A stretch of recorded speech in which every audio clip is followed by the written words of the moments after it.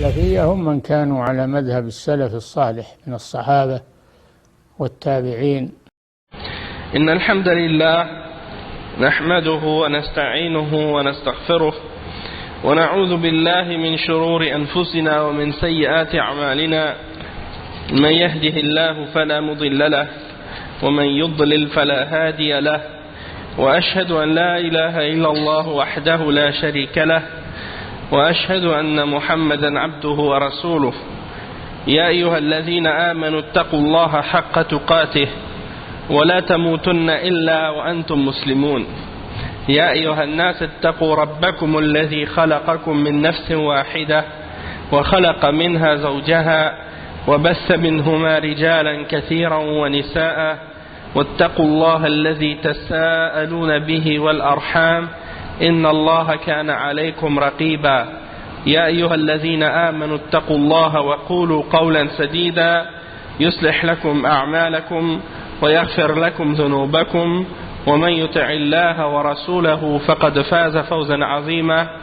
أما بعد، وإن خير الكلام كلام الله، وخير الهدي هدي محمد صلى الله عليه وسلم، وإن شر الأمور محدثاتها، وكل محدثة بدعة، وكل بدعة ضلالة، وكل ضلالة في النار. أما بعد. Donc aujourd'hui on va faire le cours numéro 6 dans l'explication des conditions de la salat, يعني شرح شروط الصلاة. C'est le livre du Cheikh Mohammed ibn Abdul Wahhab avec le sharh du Cheikh Abdul Muhsin al-Abbad hafizahullah.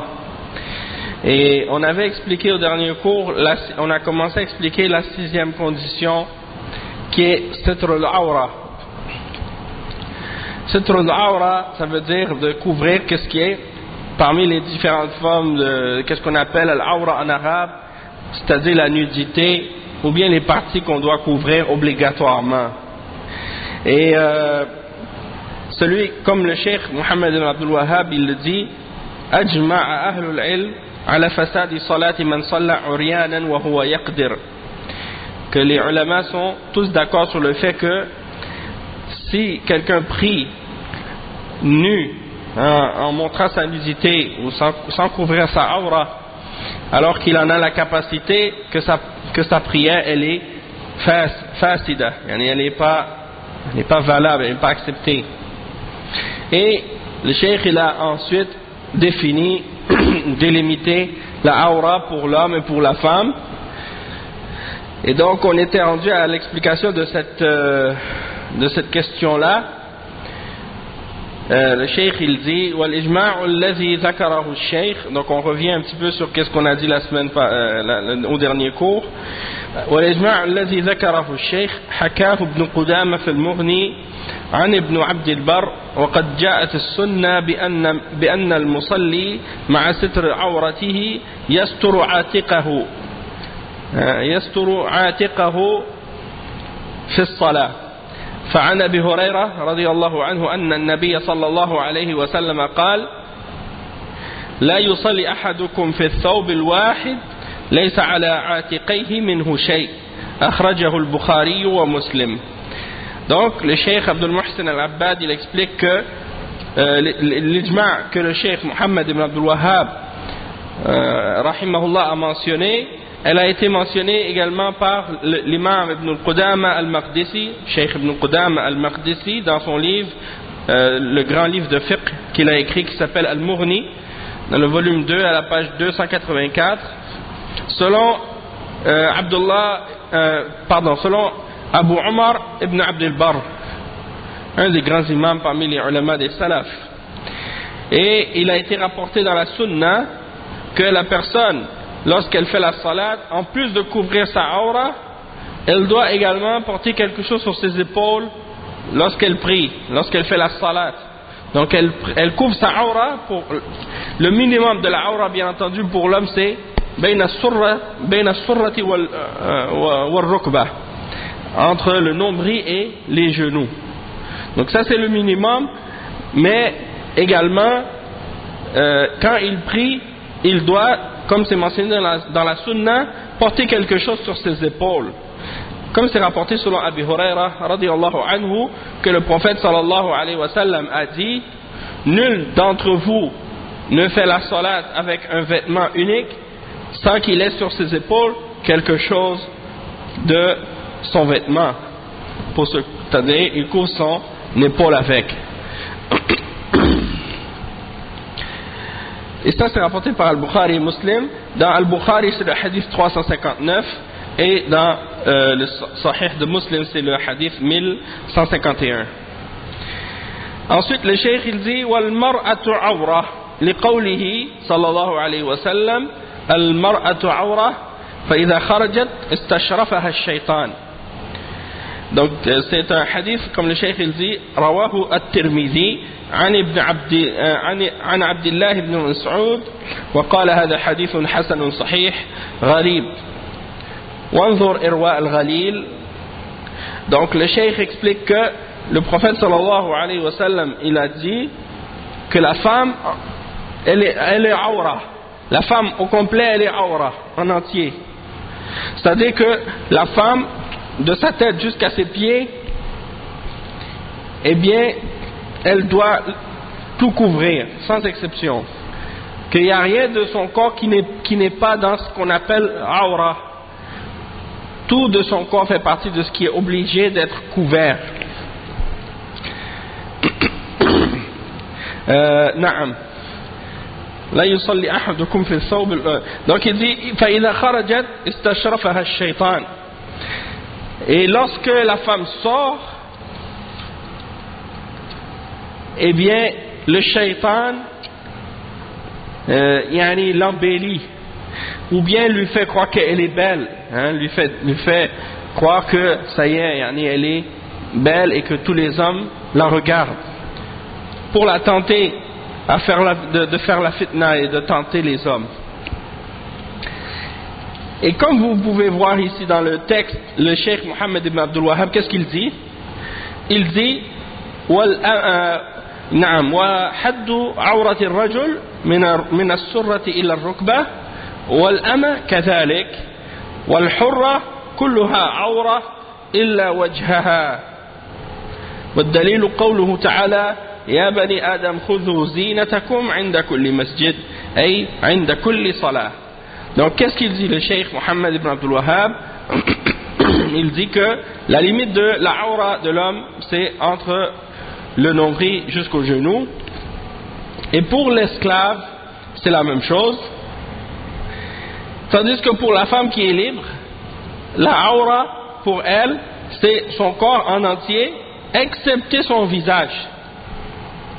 Et la preuve de cela c'est la parole d'Allah subhanahu wa ta'ala dans le Coran lorsqu'il dit: ô fils d'Adam, portez vos parures dans toutes les lieu de prière lorsque vous faites la prière.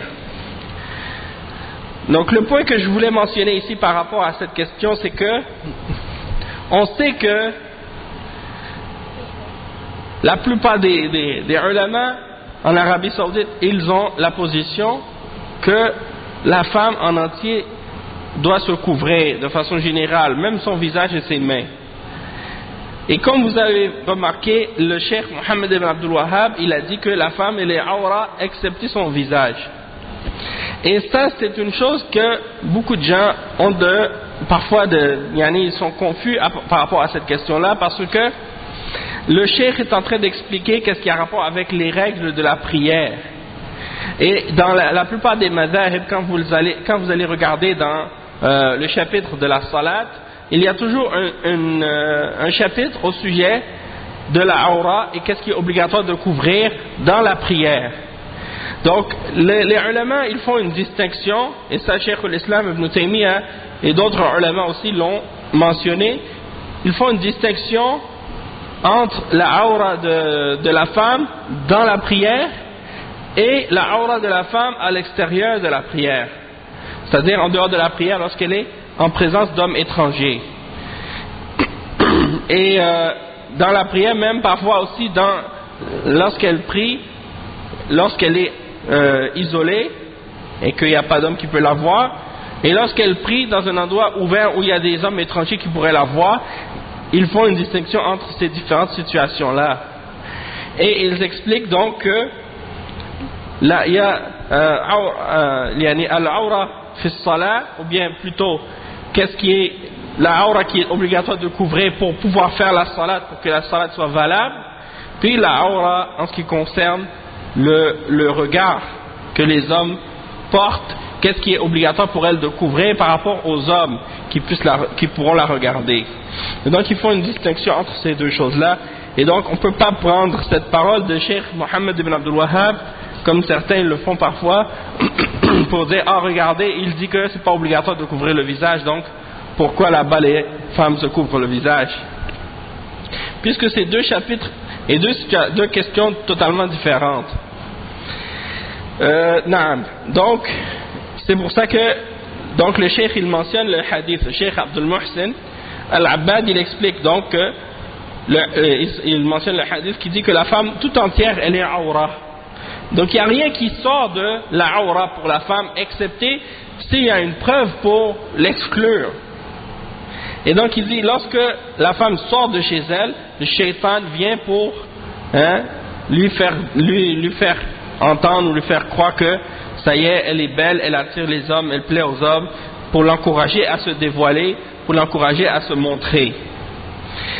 Et ça c'est un hadith qui est rapporté par At-Tirmidhi, c'est le hadith 1173 dans Sunan At-Tirmidhi, et il est rapporté selon Abdullah ibn Mas'ud radiyallahu anhu, et c'est un hadith qui est Hassan Sahih Gharib. Et pour avoir plus de détails, le cheikh il mentionne de retourner au livre Irwa al-Ghalil, qui est un livre de takhrij de cheikh Mohammed Nasiruddin al-Albani, et de regarder au hadith 273 pour avoir plus de détails au sujet de l'authentification de ce hadith. Le cheikh il dit ensuite فَيَجِبُ عَلَى الْمَرْأَةِ سِتْرُ بَدَنِهَا حتى وجهها عن الرجال الأجانب. Donc le cheikh dit qu'il est obligatoire à la femme de couvrir tout son corps, même son visage, devant les hommes étrangers. Comme le cheikh Mohammed, le cheikh il mentionne ensuite les paroles du cheikh Mohammed Al-Amin Al-Shanqiti dans son tafsir pour clarifier ce sujet-là. Donc on voit ici que le cheikh il spécifie et clarifie que le fait de couvrir le visage c'est quelque chose qui est obligatoire. Il dit que c'est obligatoire, qu'elle doit couvrir tout son corps, y compris son visage, lorsqu'il y a des hommes étrangers qui sont présents. Et il explique, il dit قال شيخنا محمد الأمين الشنقيطي رحمه الله في كتابه أضواء البيان في تفسير سورة الأحزاب عن هذا الحديث وما جاء فيه من كون المرأة عورة يدل على الحجاب للزوم ستر كل ما يصدق عليه اسم العورة. وذكر شيخنا أيضا أن حكم تغطية الوجه لأمهات المؤمنين مما أجمع عليه أهل العلم، وأن الآيات التي نزلت في أمرهن بالحجاب تشتمل على قرينتين تدلان على أن الحكم ليس خاصا بهن بل لهن ولسائر نساء الأمة. Donc le cheikh il dit que le cheikh Mohammed Amin al-Shanqiti il dit dans son tafsir Adwa al-Bayan quand il explique Surat al-Ahzab le volume 6 à la page 596, il dit au sujet de ce hadith qu'on a lu de Ibn Mas'ud, donc dans ce hadith il y a la mention que la femme elle est awra au complet, tout entière, et ça c'est la preuve de l'obligation pour elle de porter le hijab et de couvrir tout ce qui se nomme awra chez elle, tout ce qui porte le nom de awra sur elle, c'est-à-dire tout son corps. Et le cheikh il dit, et également notre cheikh, en parlant du cheikh Mohammed Amin al-Shanqiti, il a mentionné au volume 6 à la page 585 et 586 que le verdict au sujet de couvrir le visage des mères des croyants, c'est quelque chose au sujet c'est quelque chose au sujet de laquelle tous les savants, tous les hommes de science sont unanimement d'accord que c'est quelque chose qui était obligatoire pour les mères des croyants, parce que les versets ont été révélés pour leur rendre obligatoire et pour leur ordonner de couvrir leur visage. Et il dit وأن الآيات التي نزلت في أمرهن بالحجاب تشتمل على قرينتين تدلان على أن الحكم ليس خاصا بهن. Il dit donc que ces versets qui ont été révélés au sujet des mères des croyants par rapport au fait de couvrir le visage, il y a des indications qui montrent que ce verdict-là, il n'est pas spécifique aux mères des croyants seulement, mais que ça s'adresse également à toutes les femmes, aux mères des croyants, c'est-à-dire les épouses du prophète sallallahu alayhi wa sallam, mais également à toutes les autres femmes de la Ummah. Et ça, c'est très important de le comprendre, surtout aujourd'hui, maintenant qu'on sait que, par exemple, en France, ils ont fait une loi pour interdire le niqab, ou interdire comme qu'est-ce qu'ils appellent le visage, le voile intégral, ou bien la burqa comme ils l'appellent, ou des choses de ce genre. Ça, c'est des lois qui ont été faites, et quand ils ont fait ces lois, ils se sont basés sur ce que certains leur ont mentionné parmi les ikhwan et parmi d'autres, parmi les jeunes bid'a, qui leur ont mentionné que de couvrir le visage, ça ne fait pas partie de l'islam, et ils ont dit que ça faisait partie soit des traditions ou des choses de ce genre, et que c'était pas islamique. Et il y en a d'autres aussi parmi ces gens-là qui disent la même chose, parmi les ikhwan comme Tariq Ramadan et d'autres. Ils disent que si la femme elle veut le faire, il ne faut pas l'empêcher, mais si elle ne veut pas le faire, elle est libre de ne pas le faire, c'est pas quelque chose qui est islamique. Et si on prend la parole, ils disent des choses comme ça. Donc, quand on réfléchit sur ça, en fait, c'est un argument qui est pour défendre en fait la liberté d'opinion, la liberté de faire ce qu'on veut, comme ils disent, la liberté individuelle et puis la liberté de croyance, qui est complètement contraire avec l'islam. Parce que dans l'islam, oui, c'est parce que ça, si on prenait cette parole comme ils le prétendent eux, ça voudrait dire que n'importe quel musulman a le droit d'inventer n'importe quoi dans l'islam et de le faire, et qu'on devrait le laisser libre de le faire, ou croire que c'est permis pour lui de le faire, et qu'on n'a pas le droit de lui interdire. Donc ça, c'est une porte ouverte pour la bid'a. C'est une porte ouverte pour les innovations que le prophète Muhammad sallallahu alayhi wa sallam a interdit. Il a dit Man amila amalan laysa alayhi amruna fahuwa rad. Celui qui fait quelque chose qui n'est pas de notre religion, cette chose-là ne sera pas acceptée, elle sera rejetée par Allah subhanahu wa ta'ala. Donc, il n'y a pas de place pour faire des choses dans la religion qui ne font pas partie de la religion. Et donc, si le hijab ne faisait pas partie de l'islam, si le niqab et le fait de couvrir le visage ne faisait pas partie de l'islam, et que ce n'était pas mentionné dans le Coran, et que ce n'était pas mentionné dans la Sunna, et que quelqu'un viendrait pour rajouter ça dans la religion d'Allah, de son propre chef, et d'essayer de dire que ça c'est quelque chose qui est religieux et qui est islamique, ce serait une innovation, et une femme n'aurait pas le droit de le faire. Mais tout le monde, parmi les ulama de l'islam, depuis l'époque du prophète sallallahu alayhi wa sallam jusqu'à nos jours, si on retourne aux livres de hadith, si on retourne aux livres de fiqh, si on retourne aux livres de tafsir, on va voir que la question de couvrir le visage, c'est quelque chose qui existe dans les textes authentiques de la religion, et que c'est quelque chose qui a été non seulement enseigné, mais également appliqué et pratiqué dans les pays musulmans depuis des siècles, jusqu'à l'époque récente, moderne, où les femmes musulmanes portaient dans la plupart de tous les pays musulmans le visage couvert, se couvraient le visage. C'est uniquement après la colonisation que certains musulmans avec des mentalités occidentalisées qui ont commencé à combattre le fait de couvrir le visage pour les femmes en disant que ça c'est quelque chose qui était rétrograde ou qui était que c'était culturel ou que c'était pas islamique pour ressembler plus aux femmes occidentales. Donc là maintenant ils ont commencé à combattre ça, mais à la base c'est quelque chose qui fait partie de l'islam. Et le prophète sallallahu alayhi wa sallam par exemple, il disait dans un hadith, il a dit dans Sahih al-Bukhari, il dit la tantaqibu al-muhrima wa la talbisu al-qaffazain. C'est un hadith qui mentionne que la femme qui est en état d'ihram, c'est-à-dire quand elle va faire le hajj ou la umrah, elle ne doit pas porter le niqab et elle ne doit pas porter les gants ou des choses dans ses mains.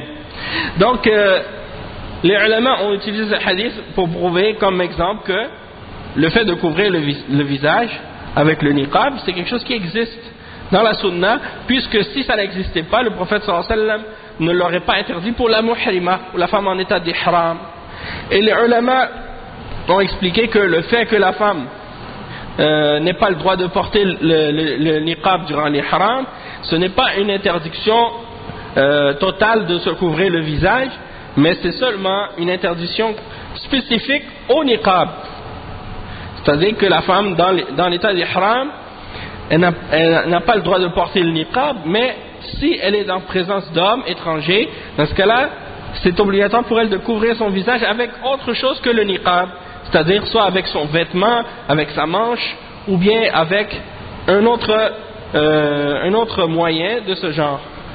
Et c'est exactement ce que faisaient les femmes des croyants, les femmes les mères des croyants et les femmes des sahaba lorsqu'elles faisaient le hajj ou la umrah à l'époque. Comme Aïcha radiallahu anha, elle le mentionne dans un hadith ou dans une athar, qu'elle faisait le tawaf avec le messager d'Allah sallallahu alayhi wa sallam, et lorsque des cavaliers passaient tout près d'elle, elle couvrait leur visage avec leur djilbab, et lorsqu'ils s'éloignaient, elle le découvrait. Donc c'est pour dire que malgré qu'elle ne pouvait pas porter le niqab et se couvrir avec le niqab, mais ça n'empêche pas que elle couvrait leur visage en présence des hommes étrangers. Et il y a beaucoup d'autres preuves également dans la sunna à ce sujet. Donc il y a plusieurs choses, beaucoup de choses à dire à ce sujet-là, mais c'est juste pour faire comprendre en même temps que ceux parmi les gens qui essaient de combattre ces aspects de l'islam, parce qu'ils prétendent que bon, ça déplaît aux kuffars et que ça les dérange, donc il faut pas les déranger, il faut pas pratiquer des choses qui les mettent mal à l'aise ou des choses de ce genre. Eh bien, il faut comprendre que notre religion, c'est Allah qui nous a révélé cette religion-là et il nous a ordonné de l'appliquer. Et si on commence à délaisser des aspects de notre religion parce que ça ne plaît pas aux kuffars ou aux mushrikines, eh bien ça veut dire que on devra faire beaucoup de compromis dans notre religion jusqu'à ce qu'il ne reste plus de religion du tout. Et donc c'est très important d'être ferme. Et Allah subhanahu wa ta'ala dit dans plusieurs versets, en s'adressant à son messager, il dit Ya ayyuhan nabiyyu la tuti'il kafirina ittaqillah wa la tuti'il kafirina wal munafiqin. Ô prophète, crains Allah et n'obéis pas aux kafirines, aux mécréants, et aux munafiqin, et aux hypocrites. Donc de ne pas les obéir, ça veut dire qu'on ne doit pas les écouter et les suivre dans qu'est-ce qu'ils nous ordonnent de faire qui est contraire à la loi d'Allah subhanahu wa ta'ala. Donc ça fait partie des exemples à mentionner par rapport à ces choses-là.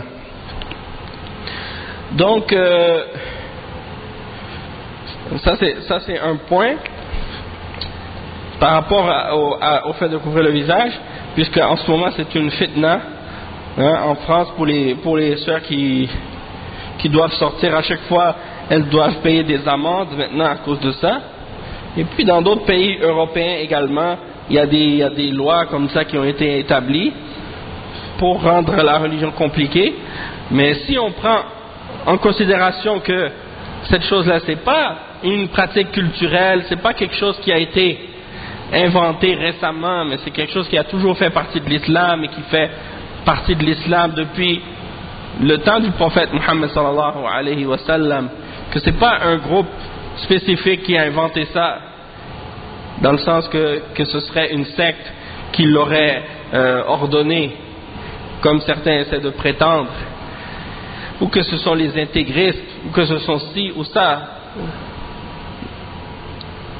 dans le but d'essayer de les marginaliser, ou de dire que ces gens-là sont des extrémistes qui veulent rendre la religion trop dure. Non, ça c'est des choses qui sont parmi les règles de l'islam, et que tous les musulmans pratiquaient sans aucun problème. Donc ça c'est important.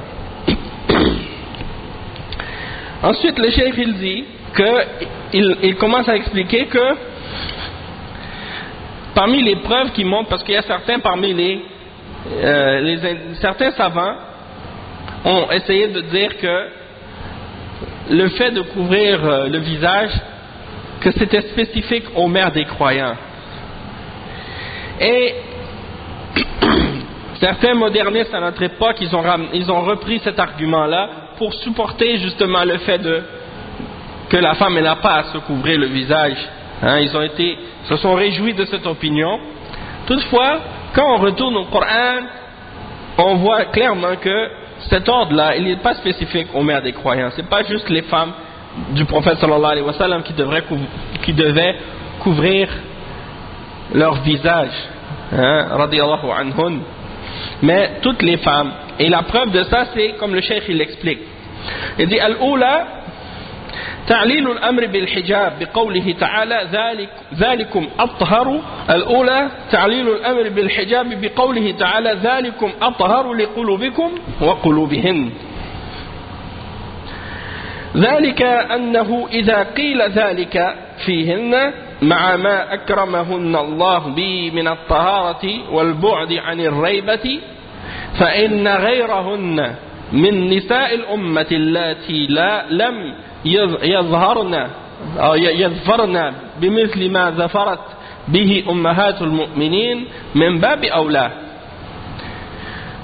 Donc le cheikh il explique comme première preuve, comme premier argument par rapport au fait que, pour prouver que cet ordre de couvrir le visage c'est pas spécifique aux mères des croyants, c'est que la première raison pour laquelle Allah subhanahu wa ta'ala a ordonné le hijab, c'est-à-dire le hijab complet et intégral aux mères des croyants, c'était en mentionnant que c'était plus pur pour leur cœur, pour le cœur des sahaba, les hommes, et pour leur cœur à elles, c'est-à-dire le cœur des femmes du prophète sallallahu alayhi wa sallam. Donc le cheikh il dit que, donc si on disait que si on dit dans ce cas-là que c'est plus pur pour elles et pour les sahaba qu'elles se couvrent le visage et qu'elles couvrent leur corps entièrement, malgré qu'on sait tout ce que Allah subhanahu wa ta'ala leur a donné comme noblesse et comme pureté et comme éloignement de tout doute par rapport à leur chasteté et leur piété et leur crainte d'Allah subhanahu wa ta'ala, hein? Allah subhanahu wa ta'ala a éloigné tout doute, hein, de péché ou autre par rapport à leur sujet qui pourrait être par rapport à leur comportement ou des choses de ce genre. Donc malgré tout ça, Allah subhanahu wa ta'ala mentionne que c'était plus pur pour elles et plus pur pour les sahaba de se couvrir entièrement. Et donc si c'était plus pur pour elles, pour les femmes du prophète sallallahu alayhi wa sallam, alors encore plus pour les autres femmes de la Ummah qui n'ont pas comme mérite et comme valeur et comme statut et comme piété tout ce que les mères des croyants peuvent avoir comme dignité et comme piété et comme respect et comme honneur et ainsi de suite. Et donc ça prouve que si c'est le cas, donc que les femmes du prophète sallallahu alayhi wa sallam doivent couvrir leur visage, eh bien les femmes autres que les femmes du prophète sallallahu alayhi wa sallam doivent encore plus se couvrir le visage qu'elles. Le deuxième argument, qu'est-ce que le cheikh a mentionné.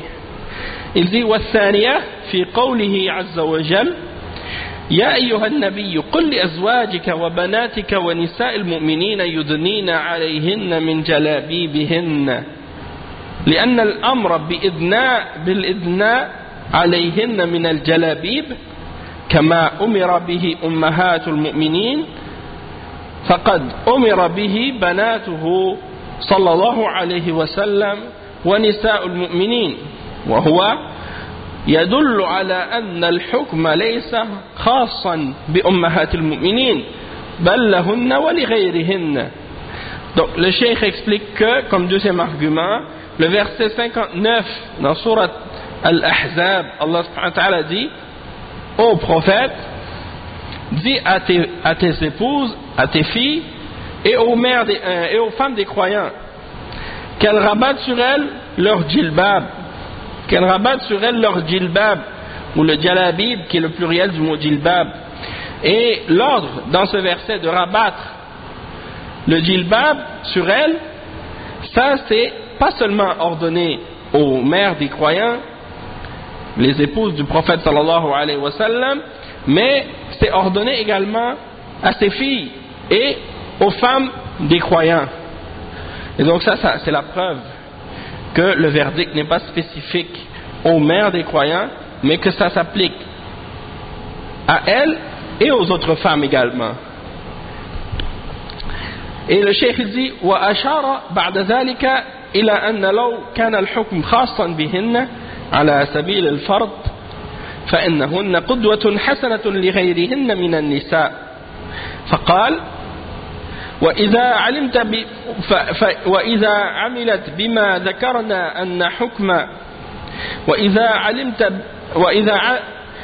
علمت بما ذكرنا أن حكم آية الحجاب عام وأن ما ذكرنا معها من الآيات فيه الدلالة على احتجاب جميع بدن المرأة عن الرجال الأجانب علمت أن القرآن دل على الحجاب ولو فرضنا أن آية الحجاب خاصة بأزواجه صلى الله عليه وسلم فلا شك أنهن خير أسوة للنساء المسلمين في الآداب الكريمة المقتضية للطهارة التامة وعدم التدنس بأنجاس الريبة فمن يحاول منع نساء المؤمنين أو منع نساء المسلمين كالدعاة للسفور والتبرج والاختلاط اليوم من الاقتداء بهن فهذا الأدب السماوي الكريم المتضمن سلامة العرض والطهارة من دنس الريبة غاش لأمة محمد صلى الله عليه وسلم مريض القلب كما ترى.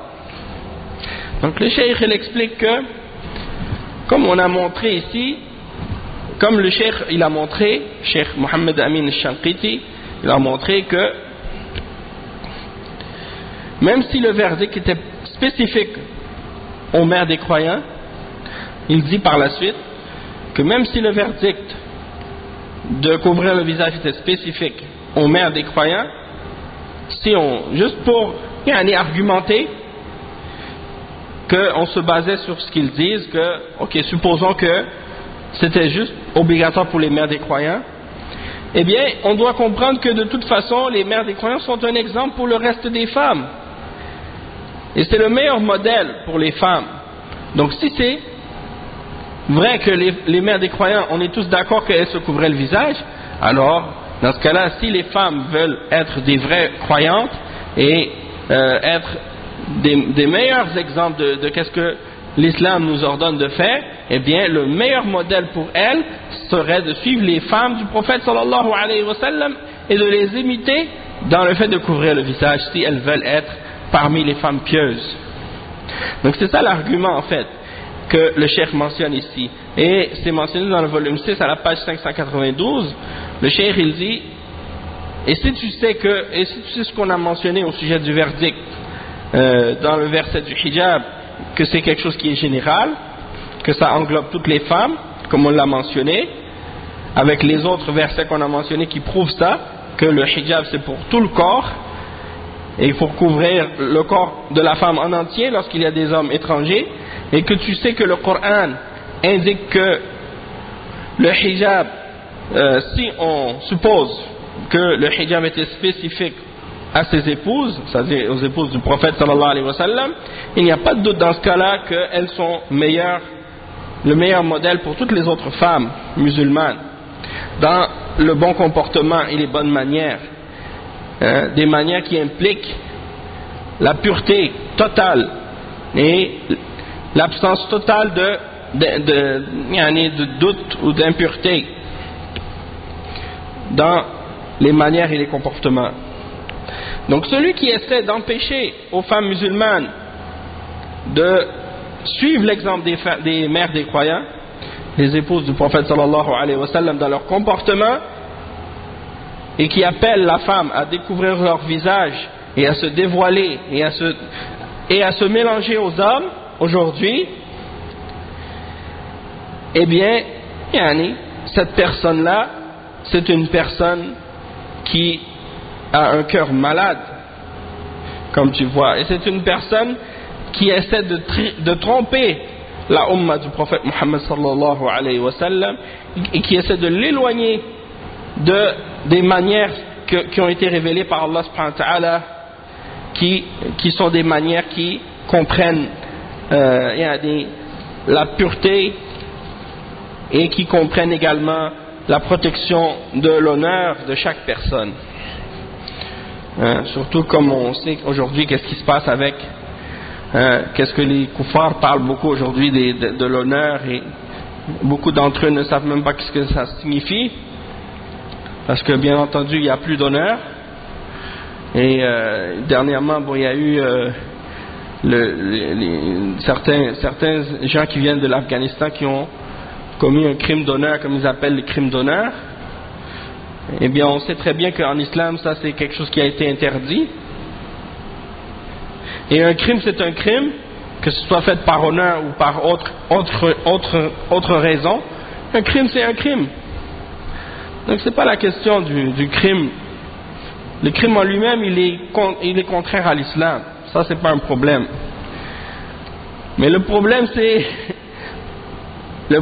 que quand on parle de l'honneur, on dirait que les koufars ça les rend mal à l'aise quand on parle de la notion de l'honneur. Pourquoi? Parce que la notion de l'honneur dans la société occidentale, elle a complètement été perdue, puisque dans la société occidentale maintenant, un homme il peut avoir des filles,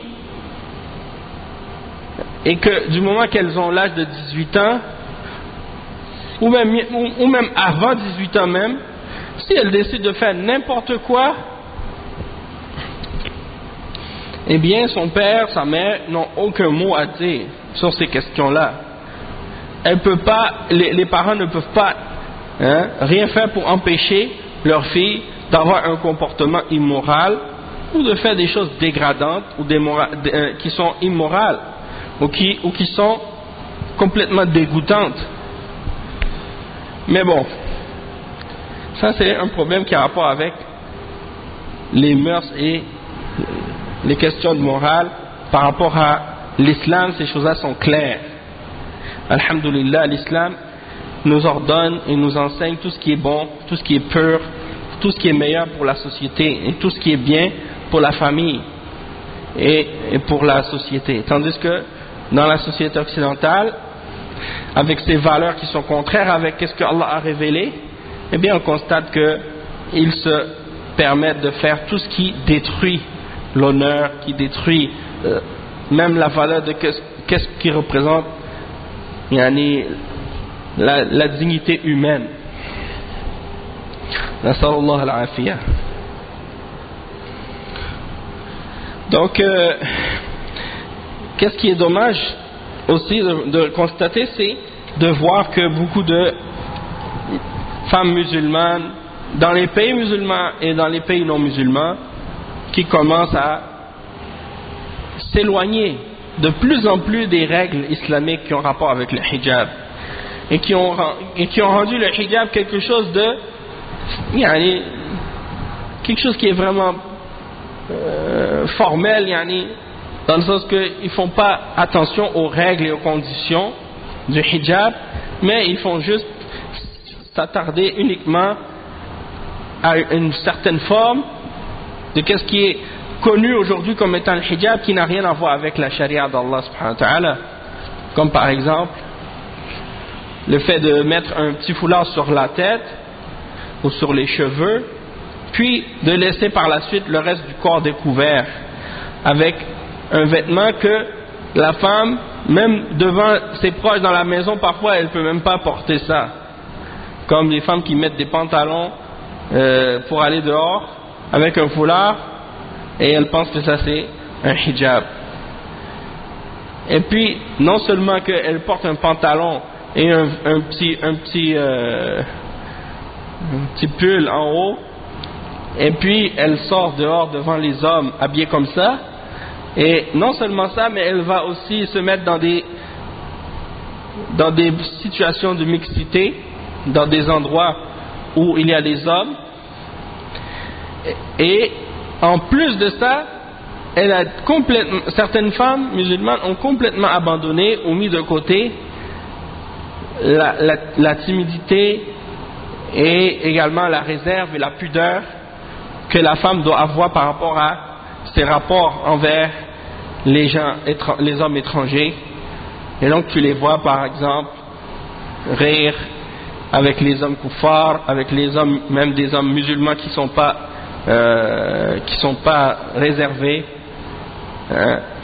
et puis avoir des comportements et des attitudes semblables à ceux des kuffars par rapport à ces choses-là. Et ça c'est quelque chose, bien entendu, c'est complètement inacceptable, c'est complètement contraire à la religion, mais malheureusement les gens se laissent aller.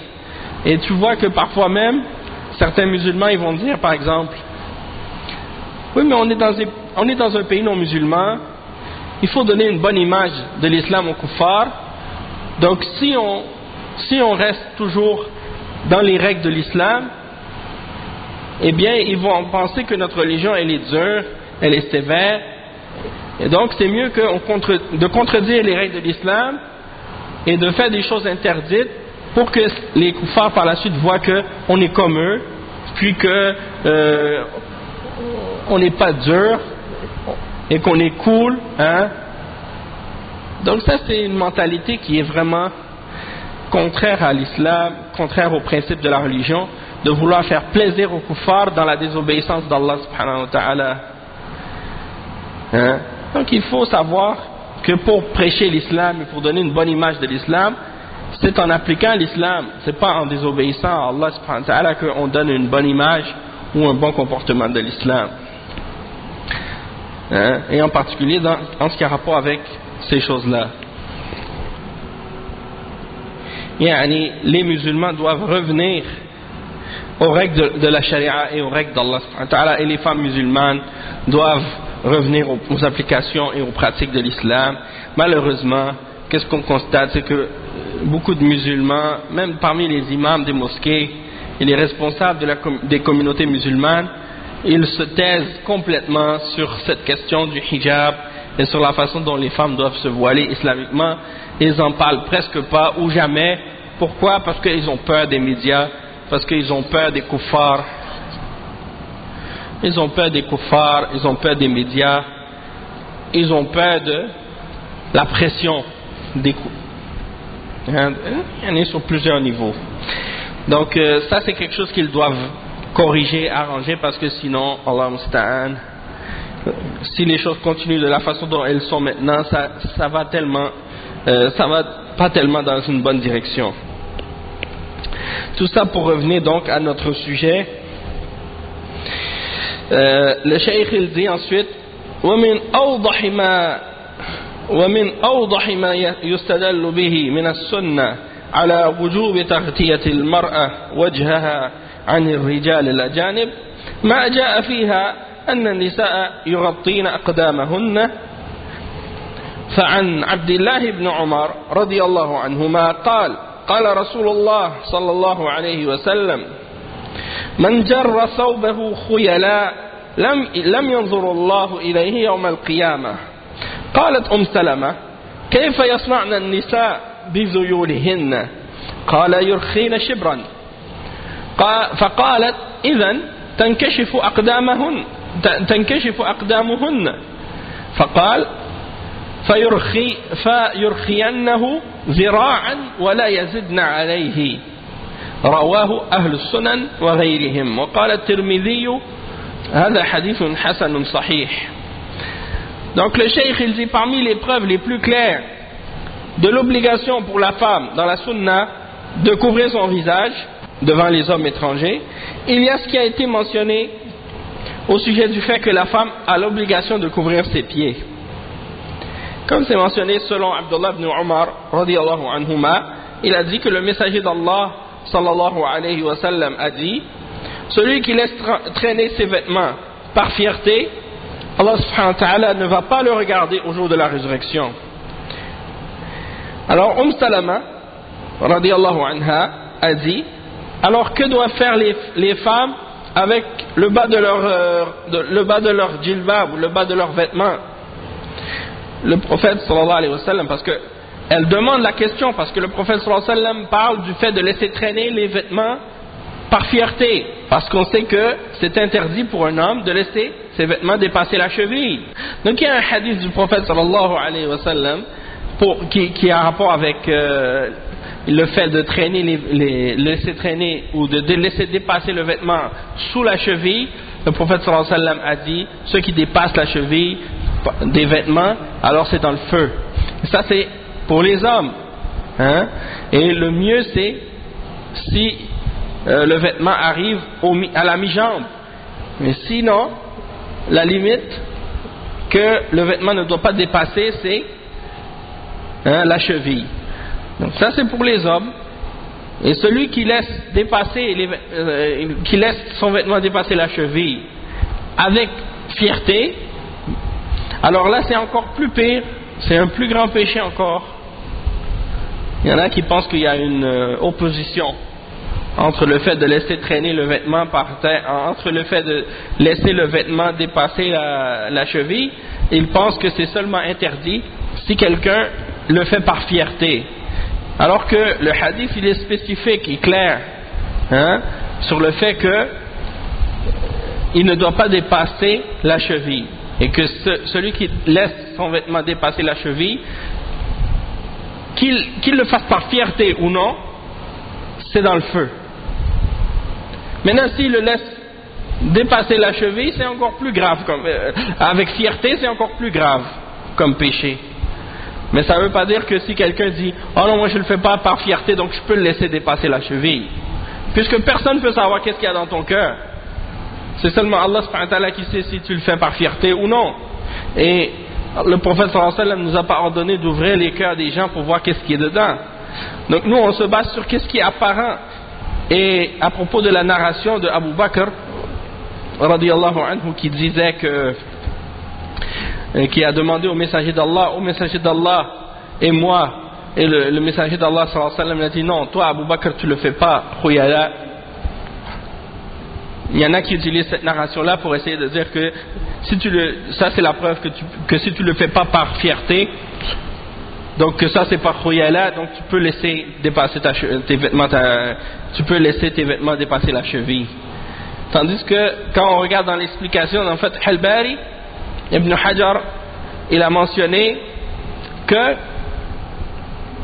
la raison pourquoi le prophète sallallahu alayhi wa sallam a dit à Abu Bakr Siddiq radiyallahu anhu: non, toi tu le fais pas khuyala, c'est parce que Abu Bakr Siddiq radiyallahu anhu c'était un homme qui était mince, et lorsqu'il portait son izar, parfois il le serrait, il le soulevait, c'est-à-dire il le soulevait, et donc quand il le soulevait, étant donné qu'il était mince, il descendait petit à petit, il descendait jusqu'à ce que parfois ça descendait en bas de sa cheville, et à chaque fois il le remonte, à chaque fois il remontait son izar.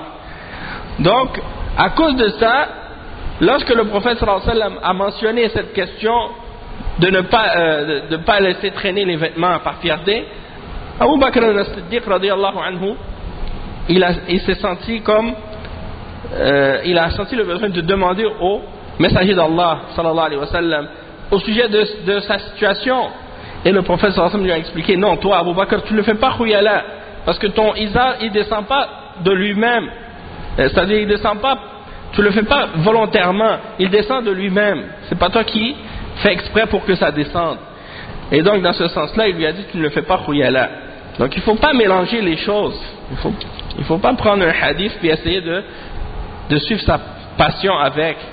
Le prophète sallallahu alayhi wa sallam, c'est dans le hadith qu'il lui dit: Ya ghulam, irfa' thawbak fa innahu atqa li rabbik wa abqa li thawbik. Si je me souviens, c'était ce hadith qui mentionne, dans lequel le prophète sallallahu alayhi wa sallam a dit: ô jeune garçon, soulève ton izar, soulève ton vêtement, laisse pas traîner ton vêtement, parce que c'est une plus grande preuve de piété pour ton créateur, pour ton Seigneur. Atqa li rabbik, c'est-à-dire quand tu fais ça, tu vas craindre plus ton Seigneur, tu vas avoir plus de taqwa pour ton Seigneur, plus de piété. Wa abqa li thawbik, ça va faire en sorte que ton vêtement va durer plus longtemps. Des fois tu vois les gens, ils laissent traîner leurs vêtements par terre et puis ils deviennent usés. Donc ça c'est par rapport aux hommes. Et Cheikh Ibn Uthaymin, même une fois quand j'étais à Mecca, la première fois que j'avais fait le Hajj, j'ai rencontré Cheikh Ibn Uthaymin dans le Masjid al-Haram, et je me suis assis dans son dars, et il a parlé justement de cette question, et il a dit: à notre époque c'est le contraire qui se passe. Les hommes ils laissent traîner leurs vêtements, et les femmes ils le remontent jusqu'à parfois la cheville. Et il a dit: mais si tu vas dans certains endroits, même c'est plus haut que la cheville. Peut-être que Cheikh Ibn Uthaymin il a vu à la cheville, mais si tu vas dans d'autres pays, Allah al-Musta'an, que le Cheikh lui il n'a pas vu, mais nous on voit ça malheureusement tous les jours dans cette société, même dans les pays musulmans parfois, que ça monte en haut de la cheville, et ça monte même parfois au mollet, et ça monte parfois même au genou, et même des fois plus que ça, nasallallahu al-afiyah. Donc ça c'est pour dire que ça c'est des règles qui ont rapport avec les vêtements. Bon, par rapport justement à ce hadith, on voit comment les femmes du prophète sallallahu alayhi wa sallam, elles étaient très très très minutieuses par rapport à leurs vêtements et aux règles de la charia, et qu'elles ne cherchaient pas à trouver des échappatoires pour appliquer les règles de l'islam, ou à chercher des excuses ou des prétextes pour ne pas appliquer les règles de la religion comme certains musulmans le font aujourd'hui, nasallallahu al-afiyah. Mais au contraire, elles cherchaient les moyens de se rapprocher encore plus des principes de l'islam, et elles demandaient au messager d'Allah sallallahu alayhi wa sallam qu'est-ce qui était le meilleur pour elles dans leur religion, et c'est ça ce qu'elles voulaient appliquer.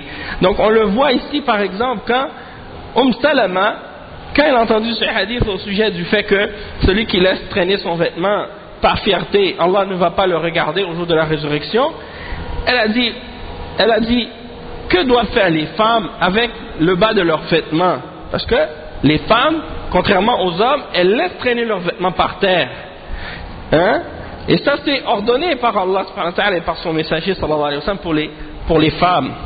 Le prophète sallallahu alayhi wa sallam, qu'est-ce qu'il a dit? Yurkhina shibran, c'est-à-dire elles peuvent le laisser dépasser d'une main, elles peuvent laisser dépasser la cheville d'une main. Alors qu'est-ce qu'elle a dit, Salama?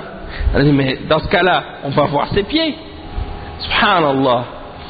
Donc elle est très méticuleuse dans les principes de sa religion, elle veut savoir les choses selon les règles de l'islam, elle ne veut pas dépasser la limite d'Allah, elle veut même faire qu'est-ce qui est le mieux dans sa religion.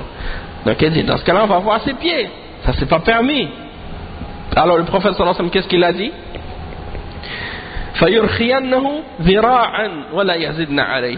Donc dans ce cas-là, qu'elle le laisse dépasser d'un bras, de la longueur d'un bras, et pas plus, d'une coudée. Donc ça c'est rapporté par les gens des Sunan, et d'autres également, et At-Tirmidhi, il l'a rapporté dans son Sunan, le hadith 1731, et il a dit que c'est un hadith Hassan Sahih. Donc ça c'est une explication claire sur le fait que, comme le cheikh il va l'expliquer, que si c'est obligatoire pour la femme de couvrir ses pieds, alors dans ce cas-là c'est encore plus obligatoire pour la femme de couvrir son visage, puisque la première chose qui cause la fitna c'est le visage et non pas les pieds. Donc si Allah ordonne à la femme de couvrir ses pieds, eh bien c'est encore plus important pour elle de couvrir son visage. Le cheikh il dit فإنما جاء الشريعة بتغطية النساء أقدامهن يدل دلالة واضحة على أن تغطية الوجه واجب لأنه موضع الفتنة والجمال من المرأة وتغطيته أولى من تغطية الرجلين. Donc ça c'est exactement qu'est-ce que je viens d'expliquer. La beauté et la fitna c'est dans le visage. Et tout, en fait, c'est pas seulement la beauté, la fitna, tout ce qui a rapport avec l'expression, les sentiments, les émotions, et le charme, en premier, c'est dans le visage. C'est pas dans les pieds. Donc, c'est là que le sourire, et la douceur, tout ça c'est exprimé par le visage. Donc c'est plus important pour la femme de couvrir son visage que de couvrir ses pieds. Et pourtant les pieds c'est obligatoire de les couvrir. Donc ça c'est une preuve que c'est obligatoire de couvrir le visage. Et je me souviens, subhanallah, quand j'étais plus jeune, ici en grandissant au Québec, on connaissait, on entend beaucoup de choses, on connaît beaucoup de choses de qu'est-ce qui se passe par rapport à la musique et des trucs de ce genre. Il y avait une chanteuse québécoise qui s'appelait Jo Bocan, je me rappelle. Elle avait fait une chanson qui s'appelle Les femmes voilées. Et dans sa chanson, dans son refrain, elle disait personne ne devrait mourir sans qu'on ait pu voir son sourire. Donc, subhanallah, quand tu entendais cette chanson-là, les koufars, ils aiment tellement ça, s'apitoyer sur le sort des femmes musulmanes, et ils oublient même le sort de les femmes de leur propre société, qui vivent malheureusement dans le malheur, dans le plein de problèmes, dans tous les problèmes sociaux que les femmes peuvent avoir dans les sociétés occidentales. Elles aiment regarder malgré tout qu'est-ce qui se passe chez la femme musulmane et s'apitoyer sur le sort des femmes musulmanes sans même connaître, sans même comprendre la réalité des choses. Donc quand elle dit personne ne devrait mourir sans qu'on ait pu voir son sourire, mais qui doit voir son sourire? C'est ça le problème.